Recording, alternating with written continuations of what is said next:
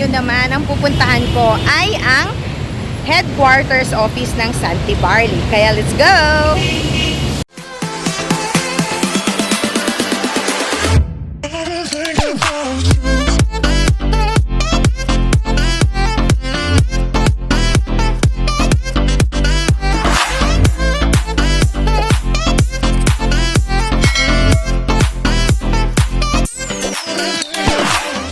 Saan nga ba ang Santee Barley na headquarters? So, ito yung building. This is the Eton Cyberpads na building kung saan nandito yung headquarters ng Santee Barley. And sa tapat ng Eton Cyberpad ay ang Robinson's Galleria. Ayan o, ang Robinson's Galleria. And then dyan sa intersection na yan na yung EDSA. Kaya, punta na tayo. Tanong natin kung dito nga ba ang office. Ayun.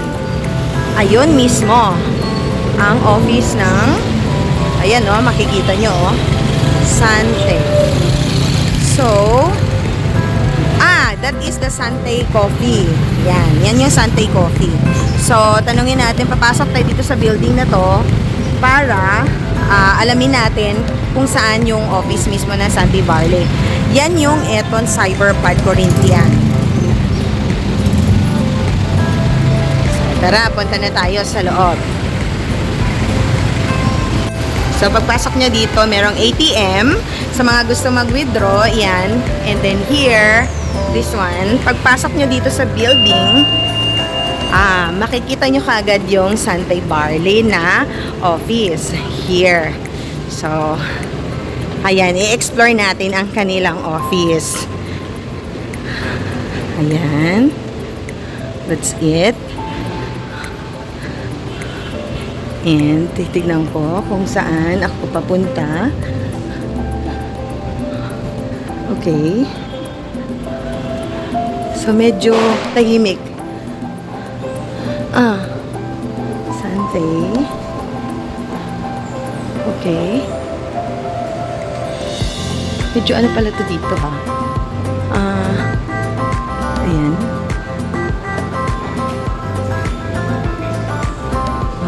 Okay. So, ayan. Pinaka-office.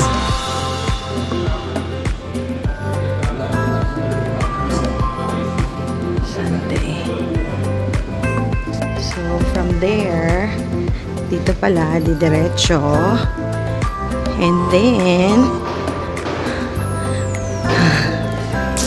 ito meron pala dito. So, yung isa palang nadaanan ko ay isang entrance door ng ng Eton. So, kuya, sana Santee. Ayan. Okay. So, ito. Ayan, Santee. Oh. So, there guys.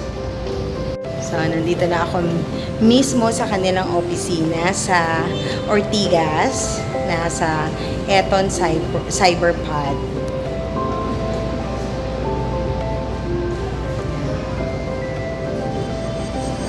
So, syempre makikita dito yung mga brand ambassador.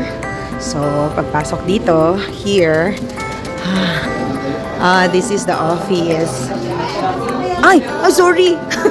Sorry. So, ito yung napaka-colorful na opisina ng Santee. Yan. So, ang number ko ay C004. Yan. So, yan. Nandito ako mismo talaga sa kanilang office ngayon. So, ayan. Tinawag na ako. And, siya yung mag-i-enter. Hello! So, ito na yung aking number. Yan. Ang sales order, ini-screenshot ko na lang. Here. Ito lang ga. So, ayan. Ayan, meron po talaga silang mga registration numbers, lahat ng, government licenses, meron po sila niyan. Okay, so, since nag-purchase kami ng product, ano ang mode of payment sa Santee Barley? Okay. Okay.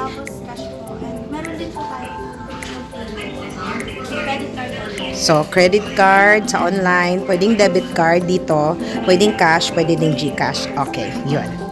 Thank you, Langga. We are going to use, debit card. Ha? Debit card. So, ayan si Laila tumatawag. Teka lang, Laila. So, ito na yung pinurchase namin dito. Ayan. So, nire-ready na ni Kuya. Ayan. So, ito yung inclusion ng kinuha ko dito na under sa friend kong si Laila. Ayan. Laila, ang office hours mo ay Monday to Saturday. Pag Monday po, 9 p.m. Oo. 10 p.m. Pag Saturday, cut off. Okay, so dito sa main office, Monday to Saturday, 9 a.m. mag-o-open na sila. And then, 9 p.m. cut off ng mga orders. Pero, 10 p.m. daw sila mag-close. Including Saturday. Saturday 10 din. Hindi po. Pag Tuesday to Saturday po, hanggang 8:30 po yung cut. 9 p.m. Okay. So, para safe, dapat, mga 8, punta na kayo dito. Kasi yun yung pinaka-cut off. No, bigyan naman natin sila ng time to, to prepare. Kasi dito sa Manila, medyo malayo talaga ang mga bahay-bahay. So, 9 o'clock, yun. Pero siguro naman, meron naman silang consideration dito, no? Kasi, tingnan mo naman, nag-extend sila lang hanggang 10 o'clock. So, yun. So, pwede siguro 9 to 8 p.m. Yun. Pero hanggang 10 po sila.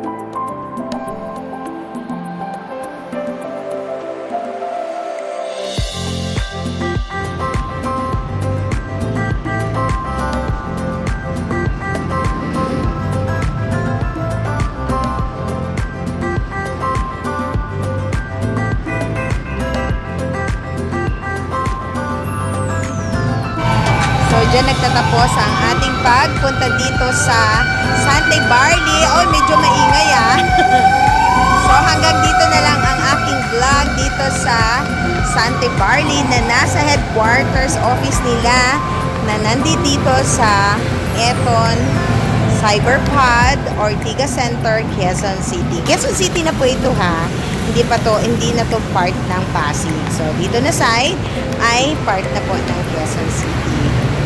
So, visit na rin kayo dito sa Sante Barley.